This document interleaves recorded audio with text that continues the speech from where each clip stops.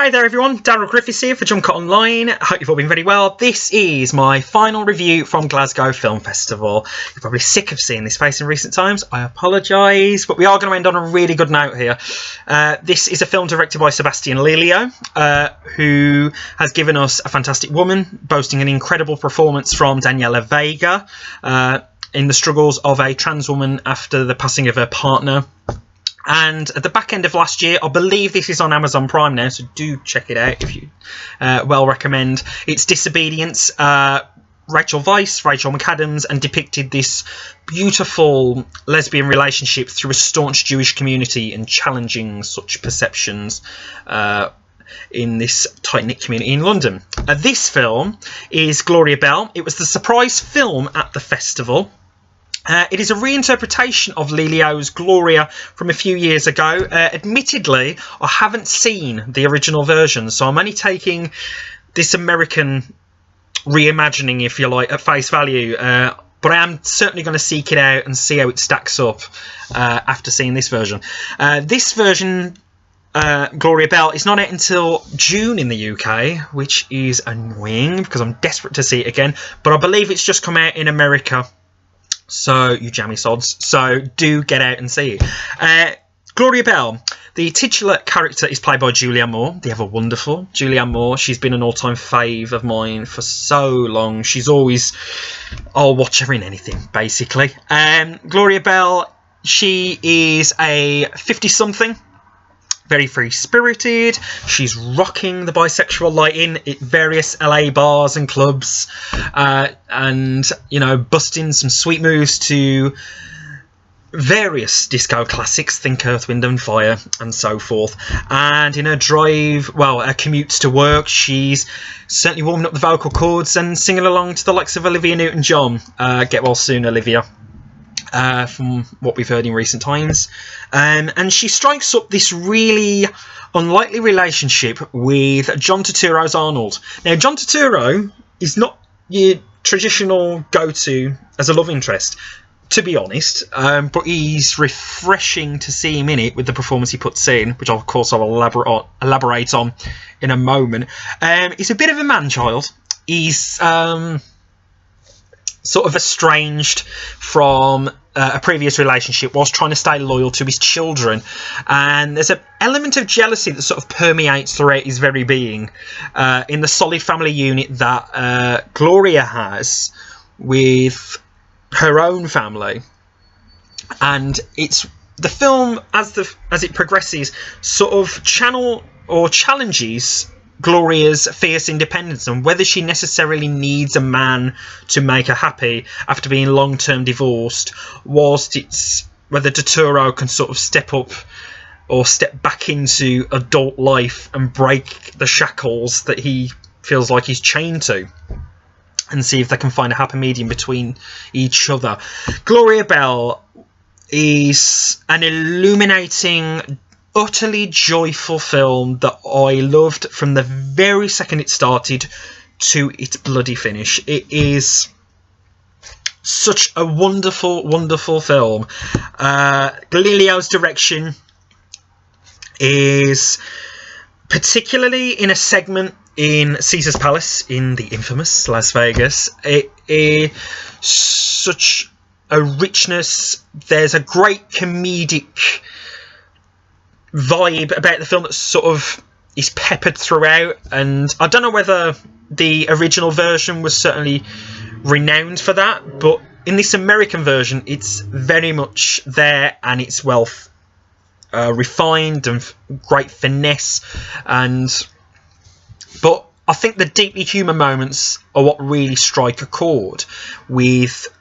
I mean, it's very inward and there's not great amounts of emotion that are sort of, at least in a visible sense, there's not great amounts of it, but that's not to say the film's cold in how it deals with this relationship and how Lelio fleshes out these characters. But it really does make for such fantastic viewing. The performances, Julianne Moore, I have been raving about this woman for however many years she's been gracing our screens. She's an indie queen for me. This is such a committed, transcendental performances she puts in, whether she's, you know, on the dance floor, rocking it. There's just, for the flaws that she has, and the insecurities that sort of are underneath, she doesn't mind bearing. It feels very much a soul-bearing, fearless performance by Julianne Moore, and I'm going to go out on a limb, but it might be a career best for her. And I know we've only just got out of award season, but I'm obviously thinking further down the line. I would be not against Moore being in the running for next year, in terms of the timing of its release here. I think it is just a brilliant performance from her, and you're going to be rooting for every step of the way. And through the soundtrack, which, you know, is pretty well worn on the surface when you look at the songs that make an appearance throughout the film and really elevate these really intriguing and comedic set pieces, but the use of Bonnie Tyler in this film,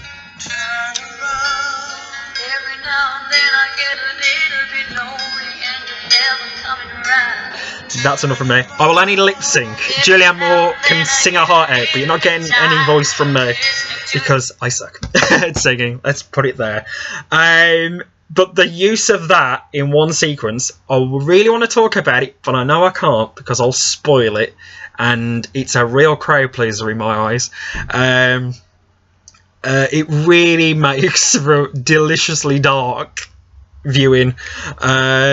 Turturro, as I said before, refreshing to see him in such territory, and he makes great use of his screen time here, and the relationship with him and Moore's Gloria is really endearing and empathetic, and it's really believable. It doesn't, for all the, you know, comedic mishaps that occur, it doesn't feel like you have to suspend your disbelief too much, which, you know, is a real, again, a great quality of Lelio's in sort of keeping it well confined whilst trying to accentuate, you know, the insecurities and just the comedic value in certain confrontations throughout the film. There's great support from Michael Cera, and there's a inspired cameo by a Lord of the Rings actor. I'm not going to name who, because I think, again, let's just say it's very drunk in its antics,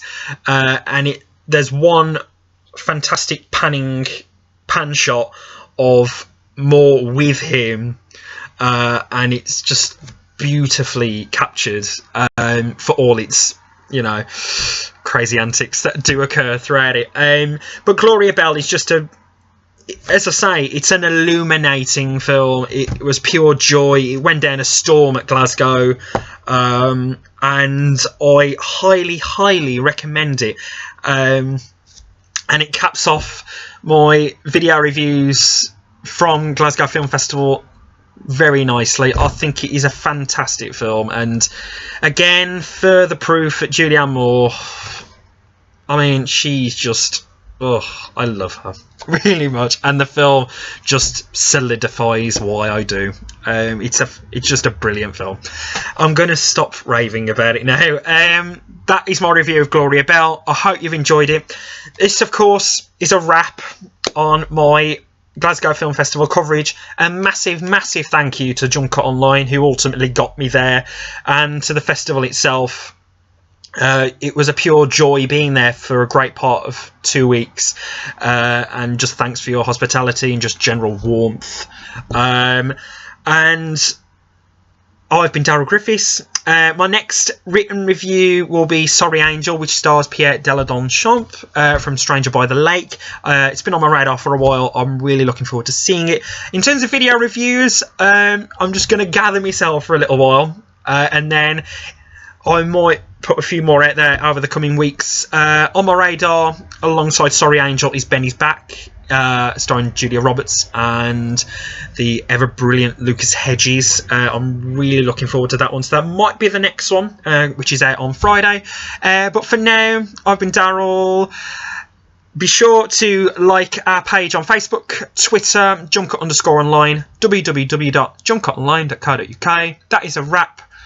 take care, guys. Thank you so much for checking out anything of mine over the last 2 weeks. It's been great to reconnect in some way. But for now, take care, and I'll see you later. Bye now.